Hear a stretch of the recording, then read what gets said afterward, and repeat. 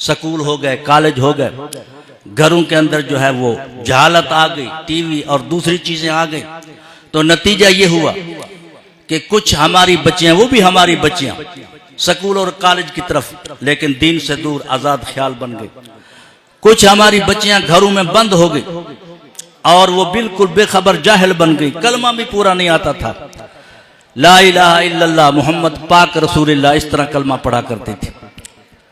تو علماء نے اور اس طریقے پر جو دیندار لوگ تھے انہوں نے سوچا کہ بھئی ضروری ہے کہ بھئی جس طرح بچوں کو دین حاصل کرنے کا حق حاصل ہے تو بچوں کا بھی حق ہے کہ ان کو دین اور علم حاصل کرایا جائے۔ تو اس کے لیے بنات کے دینی مدارس کھولے گئے اور الحمدللہ اس کا خاطر خواہ فائدہ ہو رہا ہے۔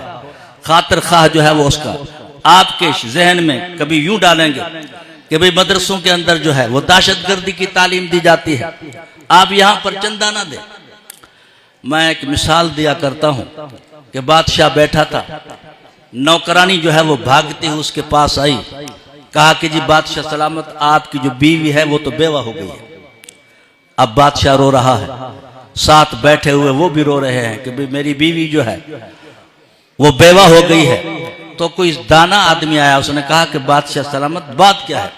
اس نے کہا کہ میری بیوی جو ہے وہ بیوہ ہو گئی ہے۔ تو اس نے کہا کہ عورت تو بیوہ ہوتی ہے جب اس کا خاوند جو ہے وہ مر جائے، آپ تو زندہ سلامت بیٹھے، آپ کی بیوی بیوہ کیسے بن گئی؟ اس نے کہا کہ لوگ جو کہتے ہیں اب ہمارے حکمرانوں کا بھی یہی حال ہے کہ بھئی لوگ جو کہتے ہیں، امریکہ جو کہتا ہے کہ یہ مدرسے دہشت گردی کا مرکز ہے، آپ کا ملک ہے، آپ کے مدرسے ہیں اور آپ کے ادارے ہیں، آپ آ کر کے دیکھیں کہ یہاں پر قال اللہ اور قال رسول کی تعلیم دی جاتی ہے یا یہاں پر دہشت گردی جو ہے وہ سکھائی جاتی ہے۔ تو دوستو اس قسم کے پروپیگنڈا کر کے دین سے دور کیا جا رہا ہے۔ یہودیوں کی یہ سازش ہے کہ ان کے ذہنوں میں شبہات ڈالو، شہوات اور عریانی اور فحاشی عام کرو تاکہ یہ دین سے جو ہے وہ دور ہو جائیں۔ تو دوستو اللہ کی ذات پاک فرماتے ہیں وَعَلَّمَكَ مَا لَمْ تَكُنْ تَعْلَمْ وَكَانَ فَضْلُ اللَّهِ عَلَيْكَ عَظِيمًا۔ اے میرے پیغمبر، میں نے آپ کو وہ علم دیا ہے کہ جو بہت بڑا آپ پر فضل ہے۔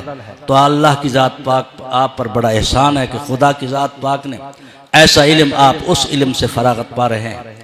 دیوبندیت تین چیزوں کا نام ہے، علم کا نام، عمل کا نام، جذبے کا نام۔ آپ اپنے اندر علم بھی پیدا کریں اور اس کے ساتھ ساتھ عمل بھی پیدا کریں، ساتھ ساتھ جذبہ بھی ہونا چاہیے۔ ہماری حکومت پنجاب جذبہ ختم کرنے کے لیے اماموں کے 25,000 مقرر کیے ہیں، اب تو پھر خاموشی ہوگی، یہ اور کچھ نہیں، صرف جذبہ تاکہ علماء کا ختم ہو۔ تو دوستو دیوبندیت تین چیزوں کا نام، علم بھی ہو، عمل بھی ہو اور اس کے ساتھ ساتھ جو ہے وہ جذبہ بھی ہو۔ تو تینوں چیزیں جب آپ کے اندر آ جائیں گی، اسی کا نام دیوبندیت ہے۔ دعا ہے کہ اللہ کی ذات پاک ہم سب کو دین متین پر عمل کرنے کی توفیق عطا فرمائے۔ وآخر دعوانا الحمدللہ رب العالمین۔